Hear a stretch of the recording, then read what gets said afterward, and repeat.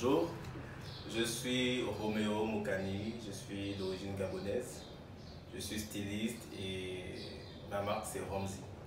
Alors je suis basé au Sénégal, ça fait 10 ans déjà que je suis au Sénégal, donc je suis a priori déjà sénégalais. Donc la marque Romzi, c'est une aventure que j'ai débutée en 2015 et c'était vraiment dans l'esprit d'entreprendre par rapport à des possibilités que je voyais sur le marché sénégalais. Donc, il y avait la possibilité d'avoir de la matière première, possibilité de pouvoir la transformer et aussi qu'il y avait une grande demande. Alors, ça c'est un peu mon histoire. J'ai commencé avec la mode en 2015, des accessoires et je me suis spécialisé pendant toutes ces années jusqu'en fin 2020 dans la mode masculine.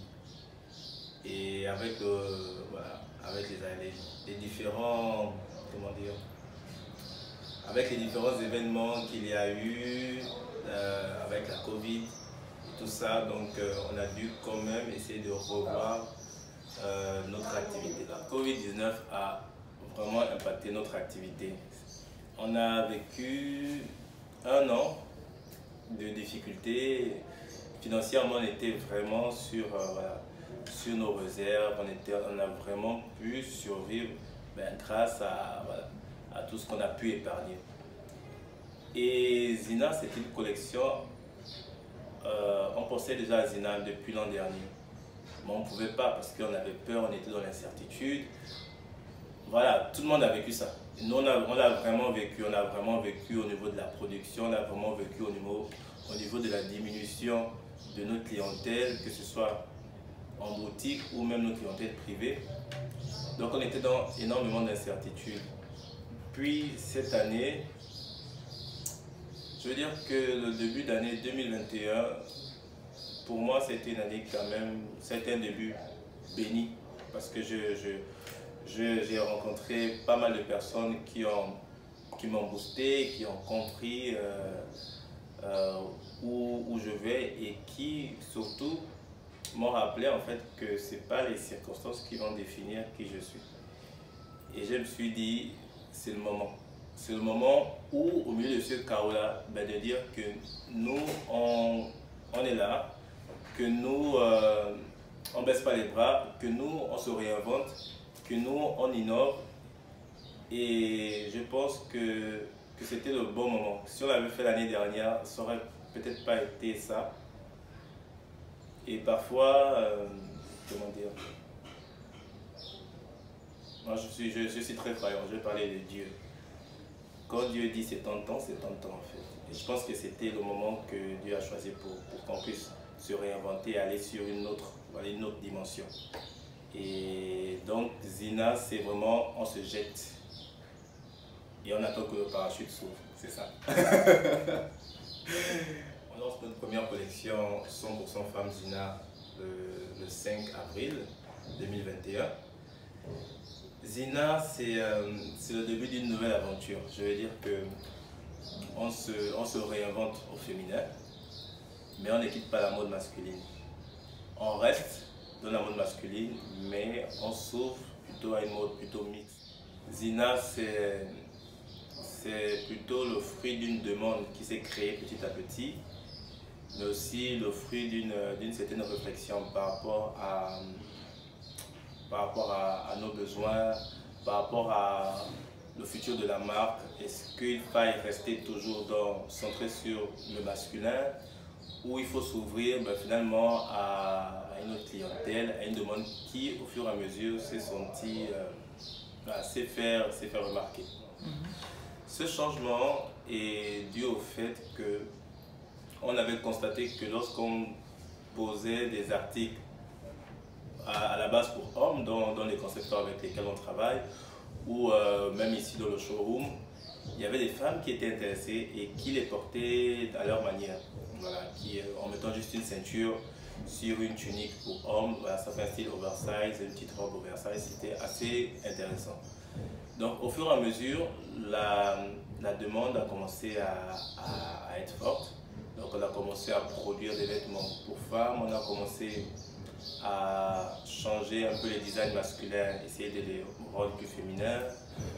Et aussi pour des raisons financières aussi. Parce qu'avec la Covid, finalement, de manière générale, la consommation a diminué sur le territoire. Les gens n'avaient plus d'activité, les gens n'avaient plus d'événements. Donc là, on se retrouve dans une situation quand même où déjà les hommes qui consommaient assez faiblement, se retrouvent carrément à ne plus consommer parce qu'eux, ils veillent plus sur les finances. Et donc là, on s'est dit, c'est peut-être le moment de se jeter. Parce que financièrement, c'est difficile pour tout le monde. Après, on s'est dit peut-être que c'est la solution. Donc, on s'est dit, on se jette. Et de toute façon, la demande sera plus forte du côté des femmes. Et aussi, ce sera une bonne chose de voir qu'on fait aussi femme et que voilà, qu'on peut se réinventer en fait. Voilà. Je suis fier d'avoir enfin produit ça. Et je suis fier en fait de tout le travail derrière avec toutes les collaborations. C'était vraiment un travail acharné pendant des mois. Et Zina représente pour nous la femme Ramzy. C'est vraiment une femme déjà belle, parce que les femmes sont belles. C'est une femme forte, une femme indépendante, une femme qui s'affirme en fait. Et l'idée même de pouvoir réaliser la vidéo au niveau d'un lieu vraiment vierge où il n'y a rien du tout, c'est de montrer que même quand il n'y a rien, quand une femme arrive, on voit qu'elle est là. Et ça, c'est la femme Ramzy, c'est la femme qui a les épaules fortes. Nos silhouettes ont des épaules assez carrées, c'est vraiment une femme forte. Et culturellement aussi, on a voulu raconter l'histoire de la reine Ashanti. Donc, je ne sais pas si vous connaissez la reine Ashanti, qui est, on va dire, c'est elle qui a amené le peuple baoulé du Ghana en Côte d'Ivoire. Et on a utilisé le poids baoulé sur pratiquement toutes les pièces de la collection. Parce que le poids baoulé fait vraiment référence à la reine Ashanti, au peuple baoulé. Et l'histoire derrière qu'on raconte dans la vidéo, c'est l'histoire de la reine Ashanti. Donc je ne sais pas si les gens pourront vraiment décrypter ces codes-là, mais la reine Ashanti a sacrifié son fils unique. C'est assez profond en fait, pour pouvoir emmener le peuple baoulé en fait quitter du Ghana pour traverser, parce qu'il fallait un sacrifice pour pouvoir traverser le fleuve. Et c'était la reine, ils n'avaient pas un roi. C'était la reine, c'était le leader en fait. C'était une femme. Et une femme qui sacrifie son fils pour pouvoir sauver son peuple. Donc c'est assez fort pour nous. Et on s'est dit, ça on va le raconter. Et même dans les symboles représentés, il y a le peigne qui représente la beauté, il y a le poisson qu'on retrouve souvent sur le CFA qui représente la richesse. Cette reine, c'est une reine, elle était riche. Et il y a la fécondité qu'on a représentée pour faire référence vraiment à ça. Donc c'est vraiment une histoire qui est propre à la culture africaine, qu'on a essayé de réinventer dans un contexte assez contemporain et vraiment aller même sur des looks assez futuristes tout en restant afro. Donc c'est des couleurs, c'est des femmes fortes, on a vraiment voulu vous donner ça et transmettre ce message-là. Donc j'espère que ça a été fait. En fait, Zina, c'est toi. Zina, c'est cette femme que tu es. Tu te retrouves sûrement dans la collection sur une ou deux pièces. On a vraiment essayé de mettre tout le monde. Zina, c'est cette femme Ramzy, c'est cette femme qu'on veut toucher, c'est cette femme africaine, c'est cette femme aussi qui n'est pas africaine, mais qui est enracinée dans sa propre culture.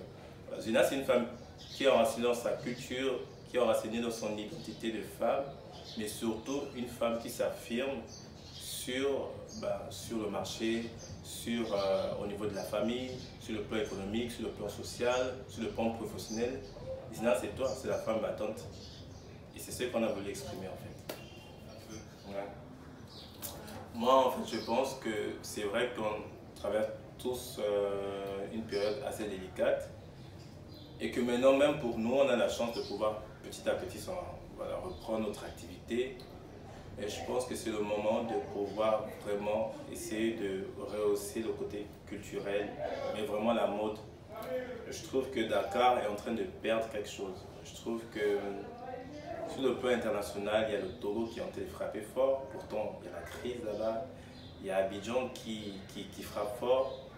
C'est vrai qu'on n'a pas été dans les mêmes conditions de confinement, etc. Mais je pense qu'on doit innover. Je pense que les créateurs qui sont basés au Sénégal, ça c'est trop sur leur, voilà, sont trop sur leur base, restent vraiment dans la vente, on essaie de survivre, c'est vrai, il y a tout ça. Mais après, on peut survivre tout en innovant. Et je pense que ça, on est vraiment en train de perdre en fait. Et le pire, c'est que même la nouvelle génération, ben, ne cherche pas vraiment à sortir des codes, à essayer de montrer qu'ils sont là et tout, non. Donc ça a été une de mes motivations quand même, de se dire, ben non, ça dort trop, il faut qu'on change ça et qu'on revienne à Dakar, c'est Dakar.